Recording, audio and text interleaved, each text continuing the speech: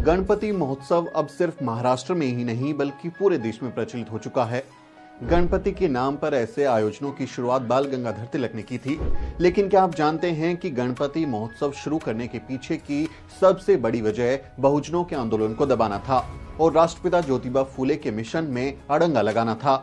आगे इस वीडियो में हम जानेंगे कि कैसे बाल गंगाधर तिलक ने गणपति महोत्सव के बहाने समाज सुधारों को रोकने की कोशिश की थी। तो आइए शुरू करते हैं।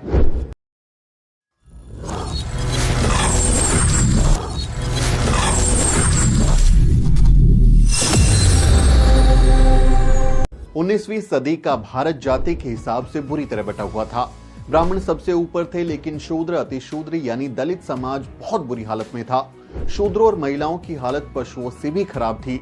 ऐसे मुश्किल वक्त में राष्ट्रपिता ज्योतिबा फूले जैसा सितारा चमका, जिसने इस देश को रहने लायक बनाने के लिए अपनी पूरी जिंदगी लगा दी। फूले कहते थे कि इंसान और इंसान में जाति के आधार पर भेदभाव नहीं किया जा सकता। फूले ब्राह्मणवाद के खिलाफ जबरदस्त आंदोलन चलाते हैं।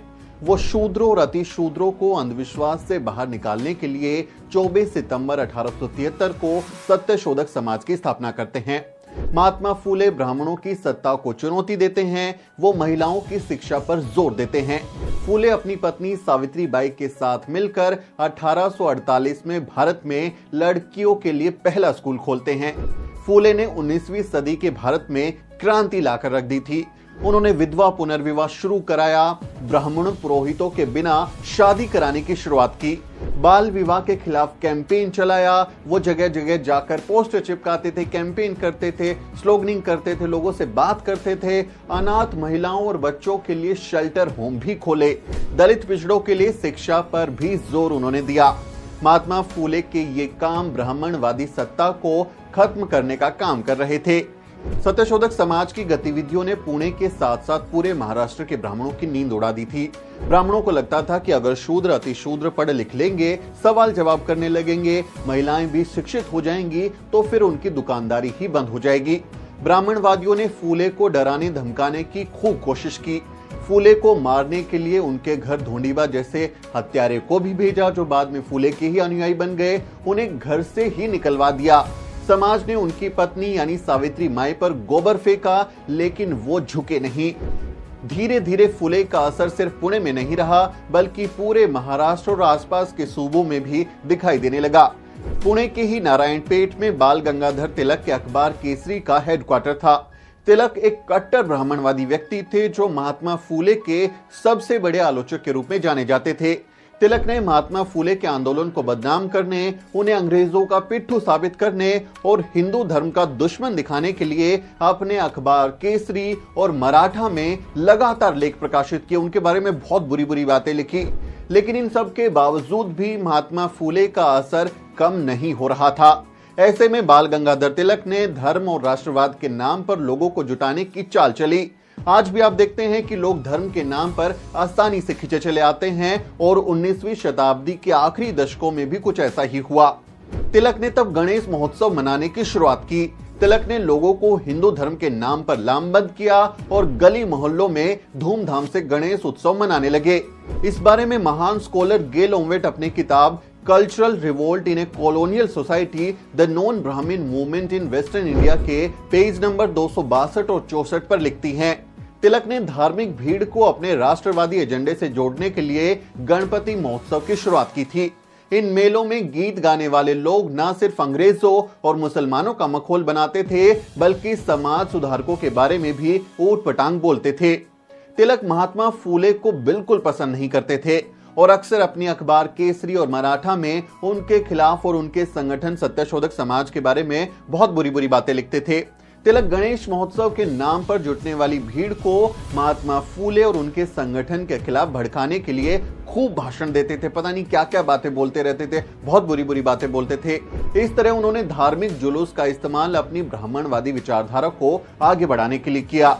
अब मैं आपको राष्ट्रपिता ज्योतिबा फूले और बाल गंगाधर तिलक के बीच चलने वाले मतभेदों के बारे में भी बता देता हूं कि ऐसे कौन से मसले थे, किन मुद्दों पर उन दोनों के बीच में मतभेद था और तिलक जो है वो महात्मा फूले को अपना दुश्मन मानते थे। राष्ट्रपिता ज्योतिबा फूले कहते थे कि 4 वर्णों पर आधारित जाति व्यवस्था बहुत खराब चीज है और इंसानों के बीच में जाति भेद नहीं होना चाहिए। लेकिन तिलक चतुर्वर्णीय जातिवाद के कट्टर समर्थक थे।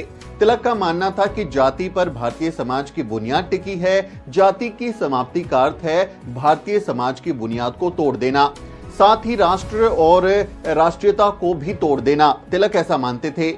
इनके मुकाबले आप देखेंगे तो जो राष्ट्रपिता फुले हैं वो कहते हैं कि जाति जो है वो खराब चीज है। फुले जाति को असमानता की बुनियाद मानते थे और इसे समाप्त करने का संघर्ष कर रहे थे, आंदोलन चला रहे थे कि जाति व्यवस्था को खत्म किया जाए।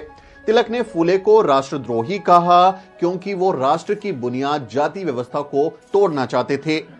महात्मा फुले कहते थे कि ब्राह्मणों ने अपने फायदे के लिए समाज को ब्राह्मण, क्षत्रिय, वैश्य और शूद्र जैसे वर्णों में बांट दिया। वो कहते थे कि जिस तरह से बाल काटना नाई का धर्म नहीं बल्कि धंधा है, कपड़े धोना धोबी का धर्म नहीं बल्कि धंधा है, उसी तरह से पूजा पाठ करना ब्राह्मण का धर्म नहीं बल्कि धंधा है।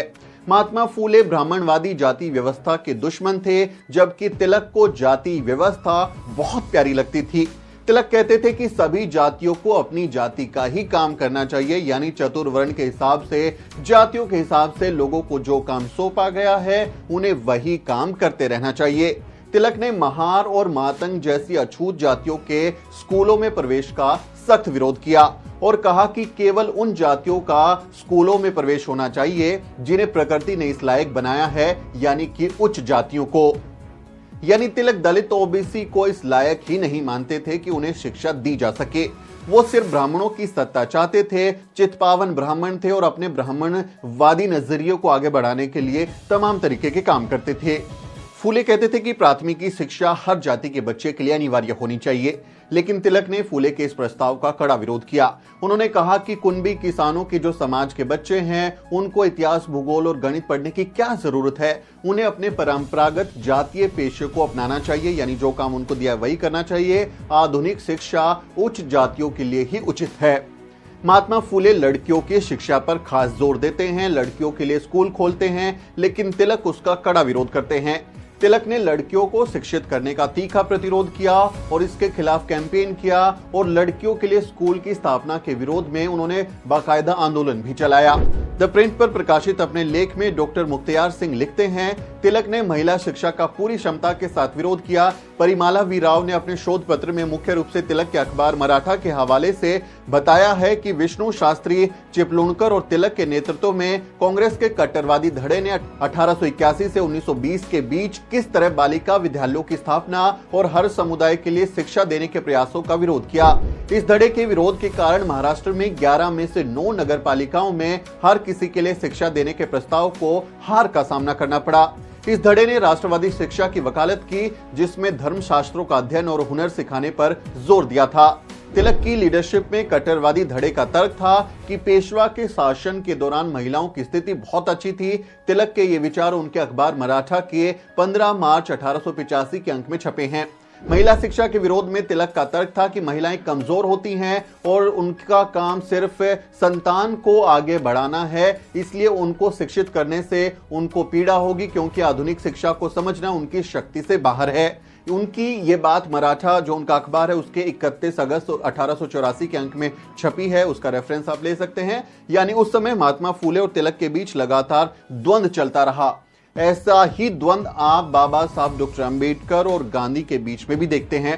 बाबा साहब डॉक्टर अंबेडकर ने अपनी किताब कांग्रेस ने अछूतों के लिए क्या किया और गांधी, रानाडे और जिन्ना में तिलक के इन समाज सुधारकों में अड़ंगा लगाने के बारे में विस्तार से लिखा है। वो उनको नायक नहीं मानते, उनको महान नहीं मानते और जो बाबा साहब डॉक्टर अंबेडकर हैं वो बार बार ये बात कहते हैं कि इस देश में महात्मा आए गए, धूल उड़ाकर चले गए, लेकिन अगर कोई असल मायनों में महात्मा है तो वो राष्ट्रपिता ज्योतिबा फूले हैं। बाबा साहब ने जब 1920 में मूक नायक की शुरुआत की थी, अपना 15 दिनों में छपने वाला पाक्षिक अखबार निकाला था, तब उन्होंने पैसे देकर तिलक के अखबार केसरी में विज्ञापन भेजा था कि आप हमारे अखबार का विज्ञापन छाप दीजिए कि हमारा ये अखबार शुरू हो रहा है। लेकिन तिलक ने उनका वो विज्ञापन नहीं छापा, जबकि बाबा साहब डॉक्टर अंबेडकर पैसे भी चुका रहे थे। इससे आप अंदाजा लगा सकते हैं कि वो बहुजन समाज से आने वाली मजबूत आवाजों के नेताओं के कितने बड़े विरोधी थे। तिलक जो हैं सीधे सीधे राष्ट्रपिता ज्योतिबा फूले, छत्रपति शाहू जी महाराज और बाबा साहब डॉक्टर अंबेडकर के खिलाफ कैंपेन करते हैं, बुरा भला बोलते हैं और ब्राह्मणवादी विचारधारा को आगे बढ़ाने के लिए राष्ट्रवाद का सहारा लेते हैं। तिलक ने आजीवन ऐसे काम किए हैं जिससे बहुजन समाज का नुकसान हो और समाज में जरूरी सुधार ना हो सके, लेकिन भारत के सवर्ण इतिहासकारों ने उन्हें एक महान राष्ट्रवादी नेता घोषित कर दिया। उम्मीद है इस वीडियो से आपको समझ आया होगा कि कैसे बाल गंगाधर तिलक जैसे कट्टरवादी ब्राह्मण ने बहुजनों के मुक्तिदाता महात्मा फुले का रास्ता रोकने के लिए धर्म का सहारा लेते हुए गणेश महोत्सव की शुरुआत की थी। असल में तो यह उत्सव बहुजनों की हकमारी करने का एक जरिया था, उसको रोकने के लिए उत्सव शुरू हुआ था, लेकिन अब बहुजन इसे ही जोर शोर से मना रहे हैं। मैं उम्मीद करता हूं कि जो भी बहुजन इन त्योहारों को मना रहे हैं वो इसके पीछे का इतिहास भी समझेंगे और अपने जीवन में बदलाव लाएंगे और अपने महापुरुषों और महामहिलाओं के संघर्ष को याद करते हुए ये सब दिमाग में रखेंगे कि जो भी वो काम कर रहे हैं उसके पीछे की कहानी क्या है और क्या उनकी हकमारी करने के लिए काम तो नहीं हो रहा है। इस मसले पर आपका क्या सोचना है, ये वीडियो आपको कैसा लगा, तिलक और महात्मा फुले के बीच का जो संघर्ष है उस बारे में आप क्या सोचते हैं? क्योंकि बहुत बार हम देखते हैं कि हम बाबा साहब डॉक्टर अंबेडकर और गांधी के बीच के जो संवाद है, जो टकराव है, उसके बारे में तो बात करते हैं, लेकिन जो राष्ट्रपिता ज्योतिबा फुले हैं उन्हीं के समकक्ष जो बाल गंगाधर तिलक हैं वो भी उसी तरह उनके साथ झड़प में थे, उनके साथ द्वंद्व में थे, उस पर बहुत ज्यादा बात नहीं होती है। इसलिए मुझे लगा कि अब चूंकि ये जरूरी माहौल है उसमें आपको ये बात बतानी चाहिए। आप इस बारे में क्या सोचते हैं कमेंट करके जरूर बताएं। हमारे चैनल को भी जरूर सब्सक्राइब करें क्योंकि आप हमारी ताकत हैं और हमें और ताकतवर बनना है।